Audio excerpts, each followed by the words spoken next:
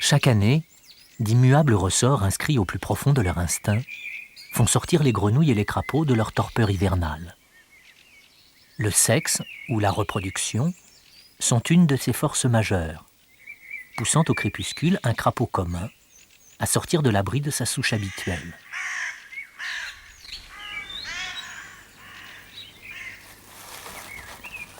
Aucun signe apparent n'extériorise la violence de ces pulsions.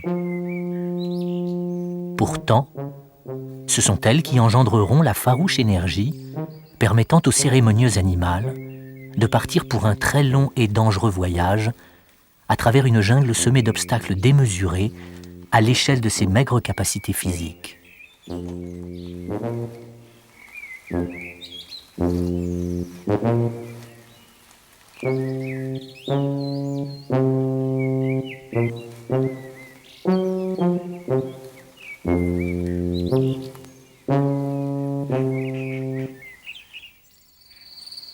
Durant des nuits et des nuits, guidés par un instinct infaillible, tous les crapauds communs d'un secteur géographique donné suivent ainsi à travers forêts, buissons et pâturages d'invisibles routes connues d'eux seuls. Celles-ci les mèneront sans erreur à une seule et même mare, ou à l'étang qui les a vus naître 3 ou 4 ans auparavant pour les plus jeunes, et bien plus encore pour les anciens, habitués à cette singulière migration.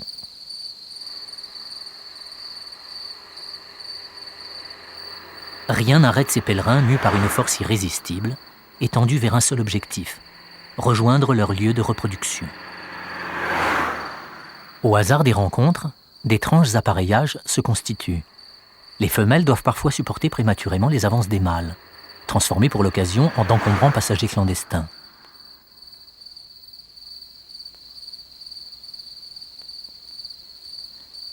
À pattes ou sur le dos de leur compagne, les crapauds les plus éloignés de leur site de reproduction auront parfois laborieusement parcouru jusqu'à 2 ou 3 kilomètres avant d'atteindre enfin la frayère. En quelques jours, ils seront des centaines, parfois des milliers, venus des 4 coins d'une vallée pour se retrouver dans quelques sites de reproduction dont l'emplacement est le même d'une année sur l'autre, du moins tant que l'homme ne bouleverse pas le milieu.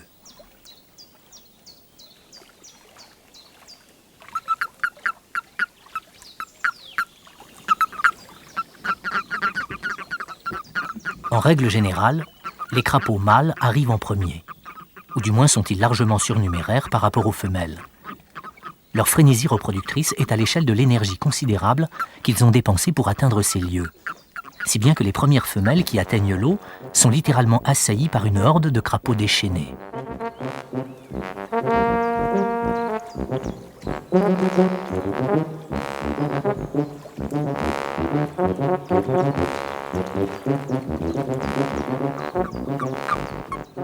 Les victimes de ces empressements survivent rarement, étouffées au centre d'une furieuse orgie.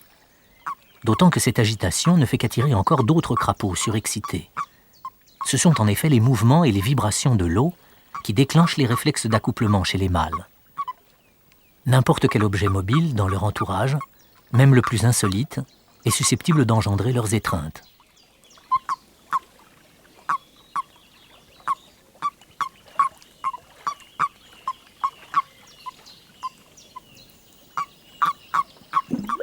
Durant des semaines, la recherche de partenaires est donc l'obsession permanente des crapauds.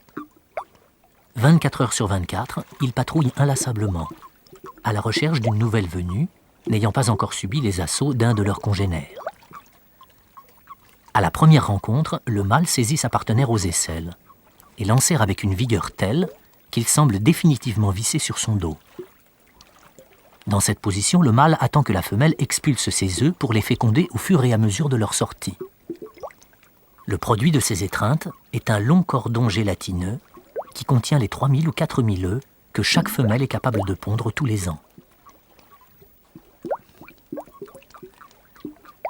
Les œufs de crapaud ne sont pas abandonnés dans l'eau au hasard. Au fur et à mesure de la ponte, les couples prennent un soin particulier à se déplacer à travers la végétation aquatique, contournant les touffes de plantes pour y suspendre leurs cordons.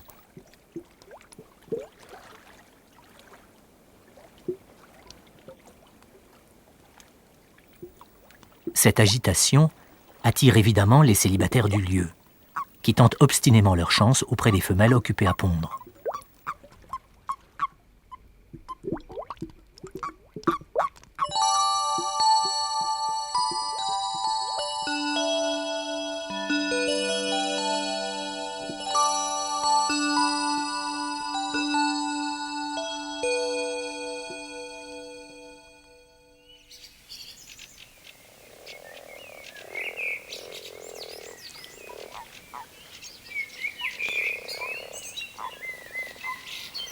La fin des frénétiques et orgiaques retrouvailles des crapauds se confond souvent avec le début d'autres amours, non moins agitées, qui sont celles des grenouilles rousses.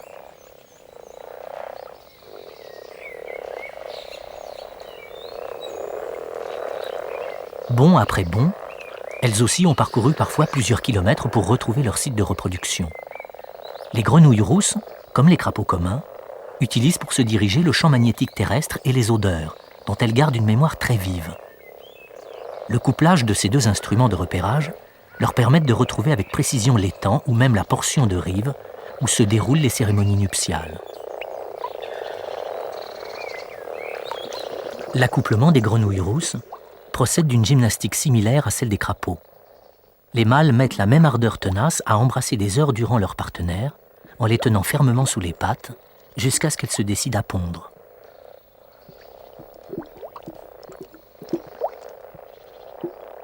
L'expulsion est très soudaine et se fait en synchronisme avec l'émission de la laitance blanchâtre du mâle. Celle-ci se répand instantanément sur l'amas globuleux des œufs, qui seront ainsi presque tous fécondés.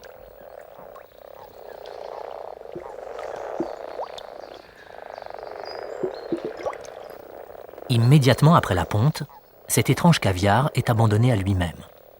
Le ventre vidé, les femelles quittent rapidement la frayère, tandis que les mâles partent à la recherche de nouvelles conquêtes.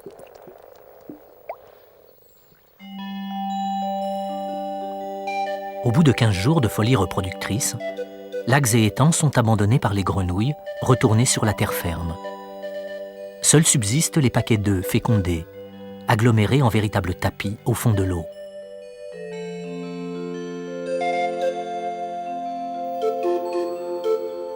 Depuis l'instant de leur ponte, les œufs de grenouille ont subi quelques transformations. Tout d'abord, chacun d'eux s'est rapidement entouré d'une gangue gélatineuse destinée à les protéger des prédateurs et de l'invasion de bactéries ou de moisissures. Ensuite, une intense activité cellulaire a transformé les petites billes noirâtres en autant d'embryons plus ou moins mobiles qui se libèrent les uns après les autres de leur gluante protection.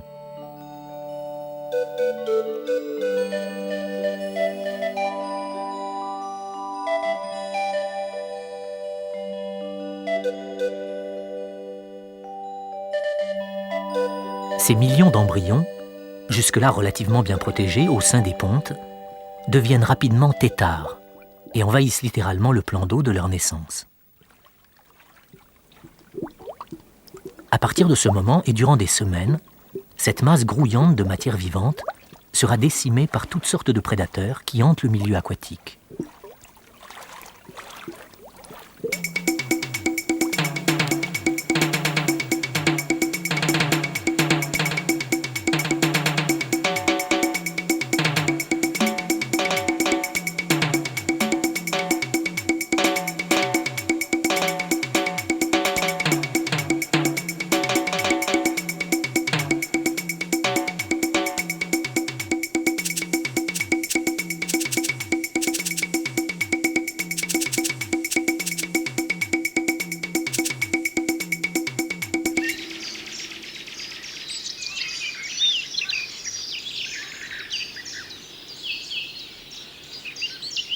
Une fois que les grenouilles rousses et les crapauds communs ont accompli leur rituel et très sexuel pèlerinage aquatique, il faudra attendre le début du printemps pour que d'autres espèces de grenouilles reprennent possession des lacs et des étangs, mais cette fois de façon permanente.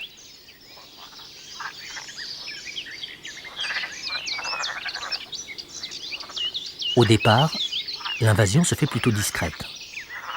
Seules quelques grenouilles vertes viennent en effet de sortir d'hibernation et cherchent à profiter paresseusement de la chaleur du soleil. Elles ne sont pas les seules dans cette situation. Et la loi du moindre effort étant très répandue dans la nature, une autre espèce animale s'y soumet avec grâce.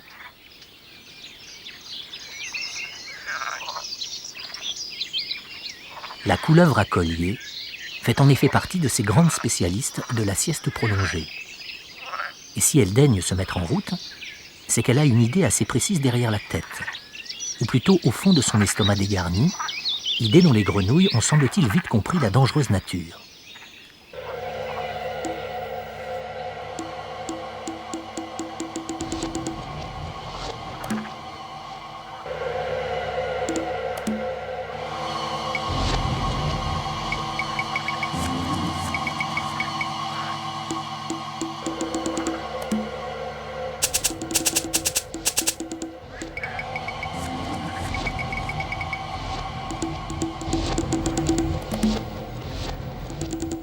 Mort d'une grenouille, parmi tant d'autres. Telle est la règle d'un jeu banal dans la nature. Pourtant, tous les batraciens ont des armes pour se défendre. Leur peau contient plusieurs types de glandes capables de sécréter toute une gamme de substances très toxiques. Le minuscule crapaud sonneur produit par exemple des sécrétions muqueuses extrêmement irritantes, capables de provoquer de sérieuses conjonctivites par contact avec les yeux. Côté glandes et pustules, le crapaud commun est lui aussi sérieusement équipé. Mais malheureusement pour lui et ses congénères, leurs principaux prédateurs sont insensibles aux poisons violents qu'ils fabriquent. Il leur a donc fallu trouver d'autres parades pour éviter le pire. L'une d'elles consiste tout simplement à se gonfler pour paraître beaucoup plus gros qu'on ne l'est.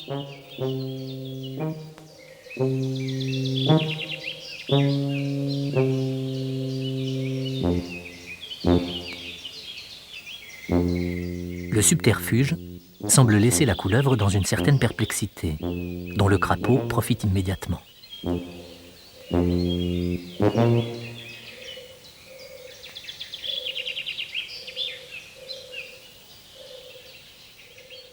Le crapaud sonneur, aux sécrétions si agressives, utilise de son côté une tactique plus subtile encore. En opposition avec la couleur terne de son dos, l'évolution l'a doté de couleurs très vives sur sa face ventrale. En cas de danger, il se retourne vivement et expose son abdomen. Cela semble pouvoir dérouter l'adversaire ou encore lui rappeler le caractère totalement immangeable de sa petite personne.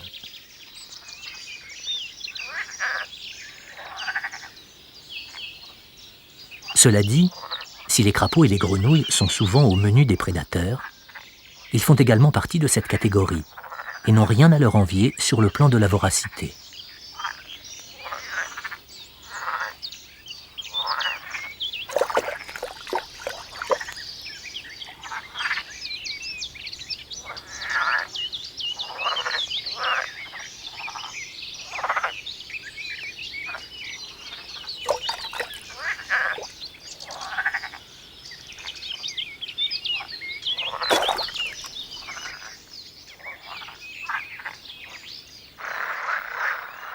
Les sons jouent un rôle important dans la vie des batraciens, en particulier en période de reproduction. Les grenouilles vertes ne font pas exception à la règle, et durant des semaines, les étangs sont noyés sous l'avalanche assourdissante et cacophonique des chants émis par les mâles à la recherche de partenaires. Ces manifestations vocales n'ont de signification que pour les membres d'une même espèce et laissent complètement de marbre d'autres habitants des lieux.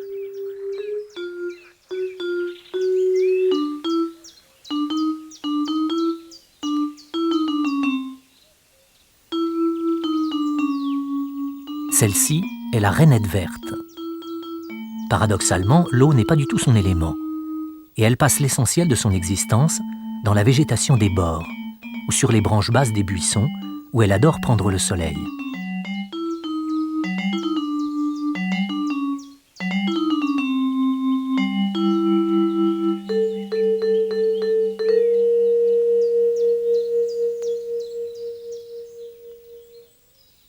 Nul mieux qu'elle, chez les batraciens, ne cultive l'art de la dissimulation et de l'acrobatie avec autant d'efficacité.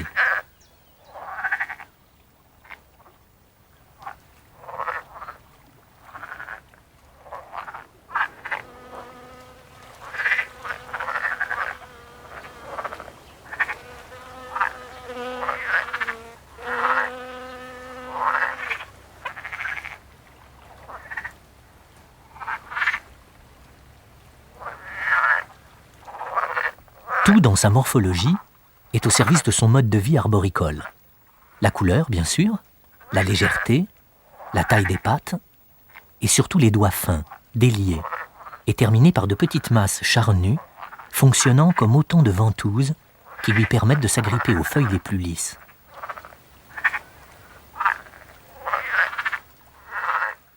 À la belle saison, la tombée du jour sonne également l'heure de la relève pour les chanteurs du bord de l'eau.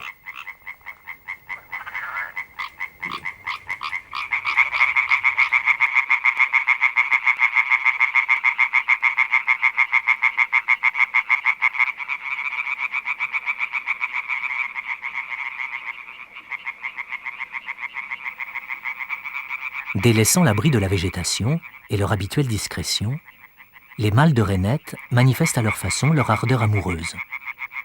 Comme chez les grenouilles vertes, le chant est provoqué par la circulation rapide d'air entre les poumons et la poche du sac vocal, distendue à l'extrême.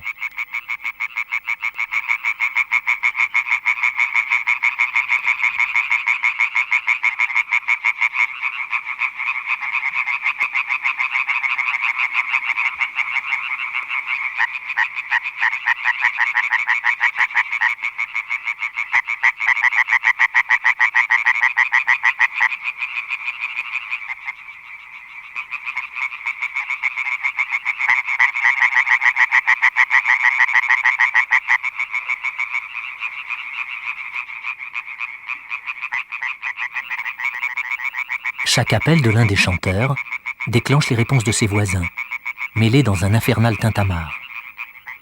Le but est bien sûr d'attirer les femelles vivant aux alentours.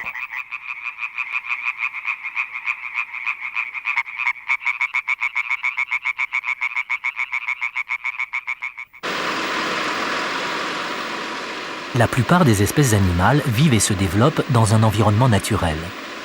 Mais la nature adorant faire des exceptions, certaines espèces sont à l'inverse particulièrement attirées par les milieux artificiels.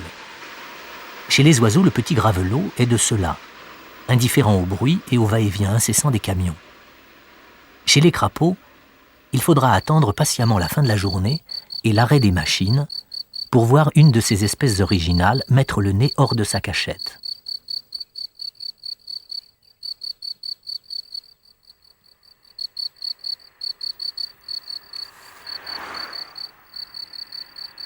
Ces amateurs d'un certain modernisme sont les crapauds calamites.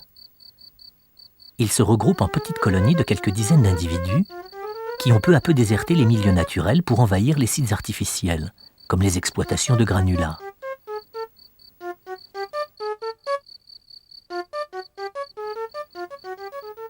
Terrés durant la journée dans les graviers ou le sable des talus créés par le chantier, ils sortent à la tombée du jour et gagnent pour se reproduire les bassins de décantation ou les grandes flaques laissées par les bulldozers. Là encore, les manifestations sonores jouent un rôle important. Elles assurent la cohésion du groupe et surtout permettent la localisation des mâles par les femelles, dont les discrètes visites sur les lieux de reproduction s'étalent sur plusieurs semaines.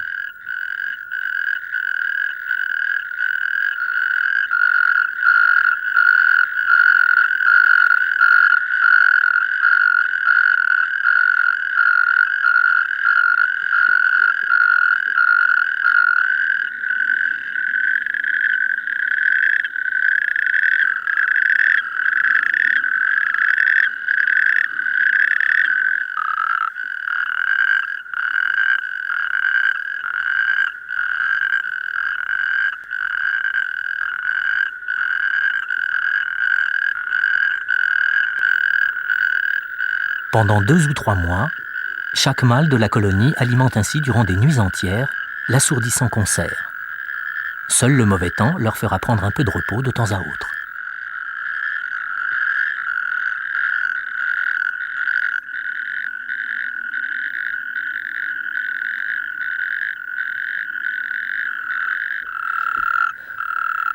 Les calamites ne sont pas les seuls crapauds amateurs de milieux artificiels. Ils partagent cette curieuse habitude avec une autre espèce infiniment moins bruyante qu'eux, ou peut-être plus mélomane, si l'on en croit la qualité de ses prestations sonores. Ces appels flûtés et cristallins sont ceux du crapaud alite.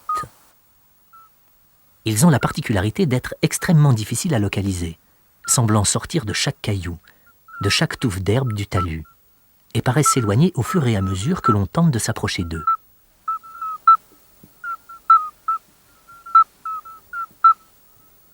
Les instrumentistes sont pourtant parfaitement immobiles, souvent à demi dissimulés au fond de leur terrier, ou tout simplement installés à 2 pas de leur entrée.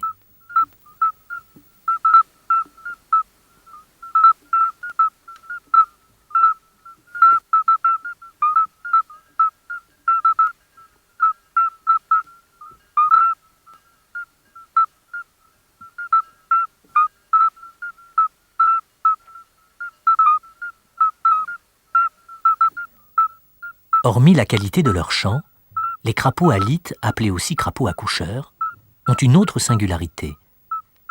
Les mâles de cette espèce prennent en charge l'élevage des œufs que les femelles leur confient. Ce sont elles qui décident de leur futur partenaire. Très attentives aux prestations sonores de chacun des postulants, elles les écoutent longuement avant de faire leur choix.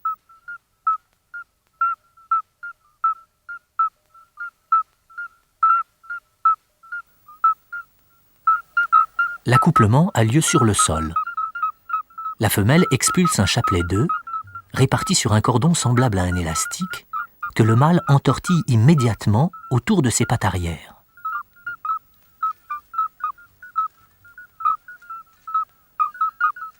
Une fois son fardeau chargé, l'accoucheur retourne à son poste de chant préféré et continue ses vocalises dans l'espoir d'attirer une autre cliente, ce qui arrive assez souvent.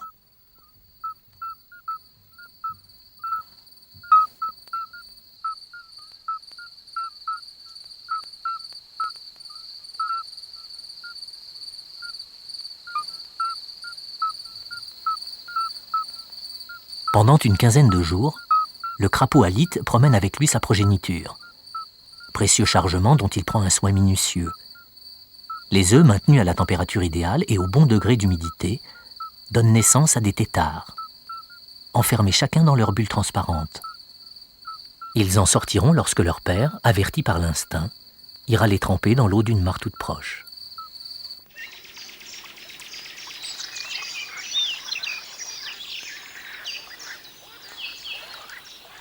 À l'arrivée de l'été, quelques mois après leur naissance, les millions de têtards pondus par l'une ou l'autre espèce auront subi des pertes considérables. Malgré cela, les rescapés de ce vaste gaspillage vital sont encore très nombreux et se préparent progressivement à quitter le monde aquatique. Leur mode de respiration a changé peu à peu, ainsi que leur régime alimentaire. Au départ strictement végétariens, ils sont devenus prédateurs, à l'image des adultes, et n'hésitent pas, si nécessaire, à se dévorer entre eux.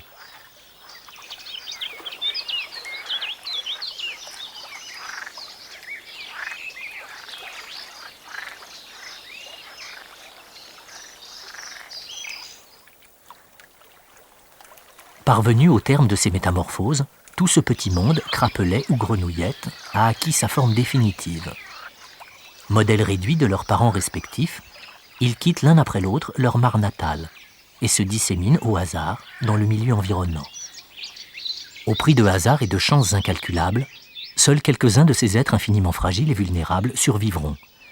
3 ou 4 ans plus tard, ayant atteint l'âge adulte, la plupart d'entre eux reviendront au même endroit pour se reproduire, guidés par la mémoire indélébile du lieu où ils sont nés.